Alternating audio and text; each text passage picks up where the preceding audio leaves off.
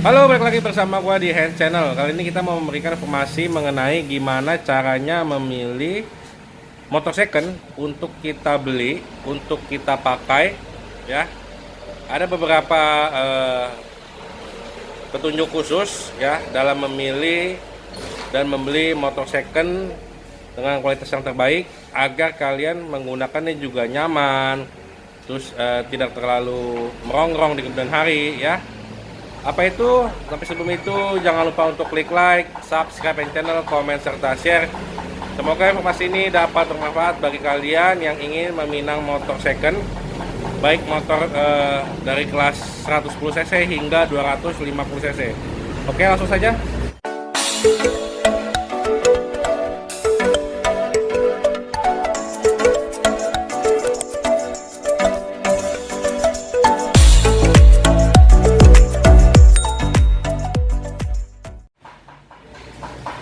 Nah, kalau gue secara pribadi, ini menurut gue sendiri ya, kalau ingin membeli motor second, ada beberapa hal yang mesti kita perhatikan. Nah, yang pertama ialah pada bagian bodi motor itu sendiri. Contohnya, nah pertama kita ulas catnya ini, apakah ada warna yang belang. Kalau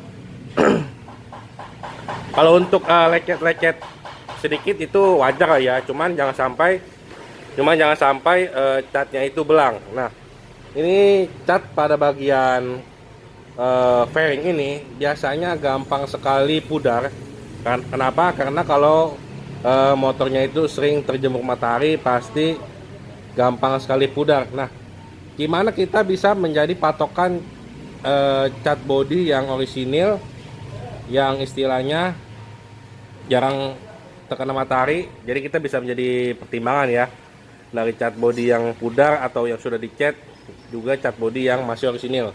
Pertama kita cari bagian body yang menurut kita itu tidak terkena matahari secara langsung. Contohnya bagian body bawah sini atau di spakbor. Nah, biasanya kalau untuk Ninja nih, spakbor ininya pasti jarang terkena matahari ya.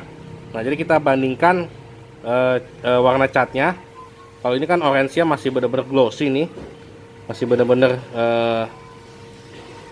klimis ya, bagus banget. Nah, kita bandingkan cat body yang di atas, apakah dia serupa ya. Kalau serupa berarti warnanya itu masih orisinil dan masih bagus, berarti tidak ada cetan ulang dan lain-lain. Nah, kemudian pada bagian body juga kita perhatikan bahwa sambungan-sambungan sini nih, apakah dia masih rapet atau ada benggang-benggang ya. Bagian sambungan sini nih, biasanya body ya, kita cek bagian sambungan-sambungannya, dia punya gap-gapnya juga masih pas, masih sesuai, tidak ada yang tidak rata ya. Ini gapnya masih rata semua ya, ini gap-gap ini juga masih rata semua ya. Kita pastikan sekeliling gap bodinya itu benar-benar masih rata. Nah, ini juga ini masih rata nih ya, masih lurus bagian gap-gapnya. Nah, artinya motor ini memang jarang sekali dibongkar ataupun tidak ada perubahan pada body yang terlalu ekstrim ya. Jadi masih layak untuk dipertimbangkan dari segi body dan catnya masih bagus ya. Biasa kalau sering dibongkar itu kan suka patah klipnya. Nah, itu pasti agak benggang, tapi ini masih presisi ya, masih presisi bodinya, terutama bagian sini nih. Kalau motor Ninja 2,5 nih, ini rawan sekali biasanya kalau sini bongkar tuh klipnya patah dan nanti pas penutupnya itu tidak ngepres, tapi ini masih bagus, masih solid ya, body masih solid. Nah, itu kalau kita bahas secara dari body. Yang kedua, kita bahas secara kaki. Kalau kita ingin membeli motor second itu ya, perhatikan bagian pelek-peleknya ini ya, baik dari bibir pelek, yang terutama sih bibir pelek. Biasanya kalau motornya pemakaiannya jorok, tidak terawat, dia pasti dari cara buka bannya tidak pakai mesin, biasanya langsung congkel-congkel. Nah, kita perhatikannya dari bibir pelek ini. Kemudian Kita perhatikan juga bagian shock ini ya. Biasa shock ini kadang-kadang catnya gampang rontok ya, karena terkena kotoran, cipratan, dan gak langsung dicuci. Biasanya kotoran menggumpal, nah catnya rontok nih. Biasanya di sini nih, kemudian di kaliper, dan kemudian kita lihat pada bagian disknya ini ya. Seharusnya itu kalau disk yang normal itu dari sini ke sini kita pegang rata nih ya. Tapi kalau misalkan ada gajlukan atau tidak rata dia punya disknya, berarti disknya udah mulai kemakan. Nah itu kalian wajib pertimbangkan untuk membeli motor tersebut ya. Tapi ini masih mulus disknya, nggak ada coglakan. Kemudian untuk bagian ban belakang juga sama, kita perhatikan seperti itu.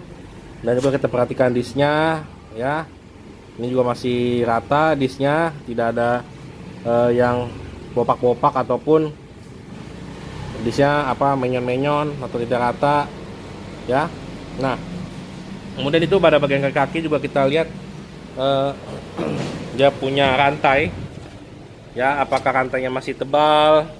Juga untuk sprocketnya ini, gearnya ini apakah masih layak. Kemudian nah biasa tuh cat-cat singarapnya juga biasanya suka pada rontok ya, kalau motor itu pemakaiannya tidak bagus, alias geradakan lah istilahnya, cara pada rontok. Kemudian yang kita bahas selanjutnya ialah kalau kita membeli motor second ialah yang terutama pada bagian mesin ya. Usahakan bagian mesin itu tidak ada yang basah atau bocor. Nah ini sorry agak gelap ya, ini bagian head. Ini motor ini rapat semua ya, jadi nggak gitu kelihatan, susah. Tapi kalau kita intip pakai senter ataupun pakai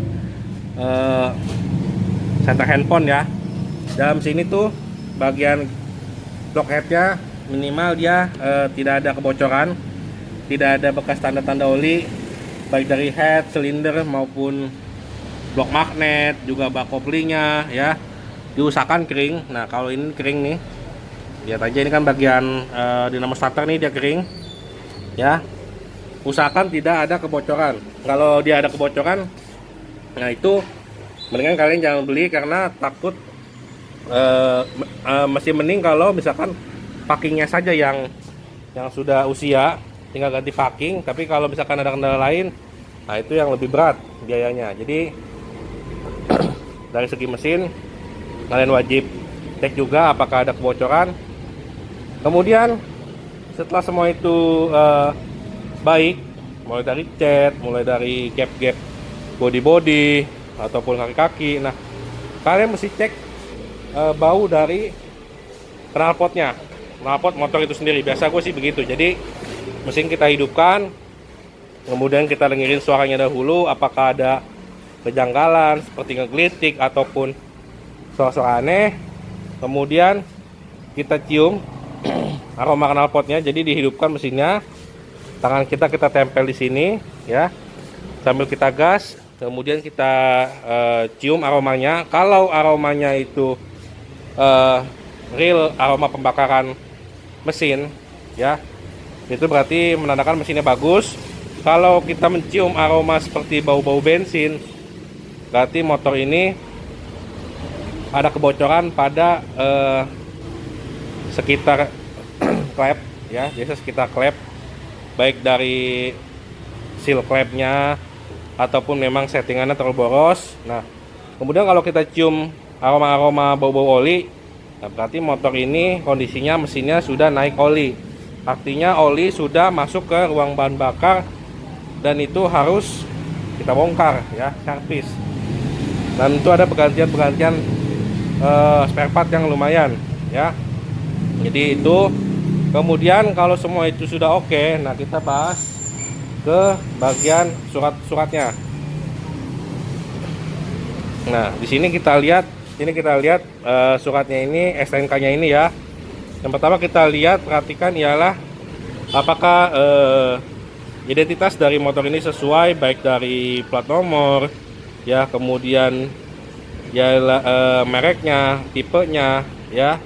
Kita perhatikan juga tahun pembuatannya ya, cc-nya, plus nomor rangka dan nomor mesin ini yang sangat penting ya. Jangan sampai nanti setelah kita beli tiba-tiba identitasnya berubah, ya, karena ada satu lain hal kita harus ngurus lagi, itu repot banget. Nah, kemudian kita cek juga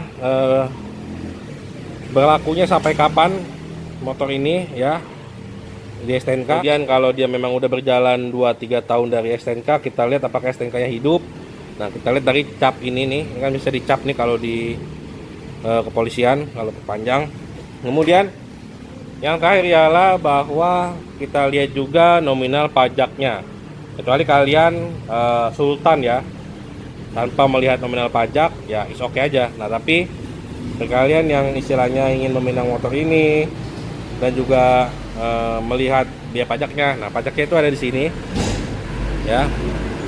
Nah, ini harus kita bayarkan ialah 642.300, ya, itu untuk pajak kendaraan bermotornya. Nah, serta pajak ini nih, apa tuh, SWLKJJ ya, atau apa saya lupa. Nah, ini seperti asuransi kendaraan, ya, asuransi kendaraan 43.000. Nah, kemudian biaya adminnya kurang lebih 100.000, ya. Jadi kurang lebih pajak motor ini 1 tahun sekitar 700.000 lah, kurang lebih, ya. Nah, mungkin itu aja yang bisa kita informasikan mengenai cara memilih beli motor second, ya. Pertama dari catnya, jangan sampai ada yang belang. Kemudian dari bodinya, dia punya gap ininya tuh mesti sesuai, tidak ada celah-celah rongga, ya. Kemudian kita cek kaki-kaki seperti ban yang ketebalannya ataupun peleknya, dan juga piringan disnya depan belakang, baik dari singaremnya, ya. Kemudian dari suara mesin, apakah ada keanehan pada suara mesin tersebut, juga bau dari asap knalpot motor tersebut. Kalau memang baunya bau pembakaran, it's okay, itu normal. Kalau baunya ada sedikit bau-bau bensin, berarti dia punya seal flap-nya sudah mulai bocor ataupun bensinnya terlalu boros settingannya. Kemudian kalau bau-bau oli, berarti motor ini udah naik oli, ya. Kemudian juga kita perhatikan lagi STNK-nya, ya, surat-suratnya, identitasnya, dan perlu juga kita perhatikan keterangan speedometer ini baik. Nah, baik dari segi odonya. Nah, sebenarnya pada motor Ninja seperti ini biasanya odonya suka direset, ya, suka direset. Nah, alangkah baiknya kalau kalian sebelum membeli motor ini izin ke pemiliknya atau ke penjualnya untuk dibawa ke showroom Kawasaki terdekat untuk mengecek apakah odo ini resetan atau tidak, ya. Nah, biasa kalau di showroom resmi itu dia ada alatnya, dia ceknya itu lewat scanner, ya. Jadi gimana bisa ketahuan? Dia cek scanner masuk ke mesin, ya. Jadi kinerja mesinnya itu sudah berjalan berapa km, ya, itu bisa dicek. Jadi untuk kalian yang ingin beli motor Ninja mesti berhati-hati lagi. Kalian mesti cek dulu cek dulu odonya, ya. Mungkin itu ya bisa kubagiin. Sampai di sini dulu. Jangan lupa klik like, subscribe channel, komen serta share. Semoga informasi ini dapat membantu kalian apabila ingin membeli motor second. Dan sampai jumpa, dadah.